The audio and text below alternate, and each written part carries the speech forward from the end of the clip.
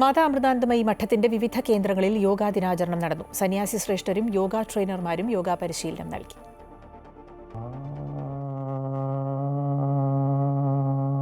കോഴിക്കോട് വെള്ളിമാടുകുന്ന് മാതാ അമൃതാനന്ദമയി മഠത്തിൽ യോഗ ക്ലാസ് സംഘടിപ്പിച്ചു. കോഴിക്കോട് മഠാധിപതി സ്വാമി വിവേകാമൃതാനന്ദപുരി ഉദ്ഘാടനം ചെയ്തു. ഭാരതം നൽകിയ ഏറ്റവും വലിയ സംഭാവനകളിലൊന്നാണ് യോഗയെന്നും ഇത് മനസ്സിനെ നിയന്ത്രിക്കാൻ സഹായിക്കുമെന്നും സ്വാമി പറഞ്ഞു. സത്യത്തിൽ യോഗ എന്ന് പറഞ്ഞാൽ ഒരു ദർശനമാണ്, കലയാണ്, ശാസ്ത്രമാണ്. യോഗ ട്രെയിനർ വിപിന കെ ക്ലാസിന് നേതൃത്വം നൽകി. കോട്ടയം പാല മാതാ അമൃതാനന്ദമയി മഠത്തിൽ നടന്ന യോഗാ ദിനാചരണം ബ്രഹ്മചാരി യതീശ്വരാമൃത ചൈതന്യ ഉദ്ഘാടനം ചെയ്തു. അമൃത യോഗ പരിശീലകരായ സുജാത MV, ബിനു എന്നിവരുടെ നേതൃത്വത്തിൽ യോഗാ പ്രദർശനവും നടന്നു. ബാലസംസ്കൃതി അംഗങ്ങളായ കുട്ടികളും രക്ഷിതാക്കളും അടക്കം 50ഓളം പേർ പരിപാടിയിൽ പങ്കെടുത്തു.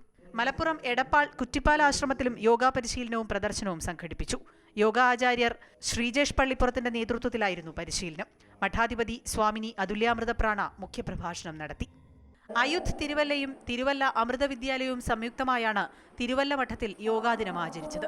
യോഗാ പ്രദർശനം റിട്ടയർഡ് കമാൻഡന്റ് രാധാകൃഷ്ണൻ നായർ ഉദ്ഘാടനം ചെയ്തു. സ്വാമിനി ഭവ്യാമൃതപ്രാണ, അമൃത വിദ്യാലയം പ്രിൻസിപ്പൽ ബ്രഹ്മചാരിണി ശാന്തിതാമൃത ചൈതന്യ, ലതിക ജ്യോതിസ്, സുനിൽകുമാർ എന്നിവർ സംസാരിച്ചു.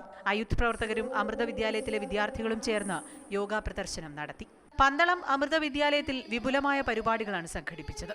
Patanjali yoga training and research സെന്ററിന്റെ ജോയിന്റ് ഡയറക്ടറും പ്രകൃതി ചികിത്സാ വിദഗ്ധനുമായ ഡോക്ടർ സജീവ് പഞ്ചകൈലാസി യോഗാദിന പരിപാടികൾ ഉദ്ഘാടനം ചെയ്തു.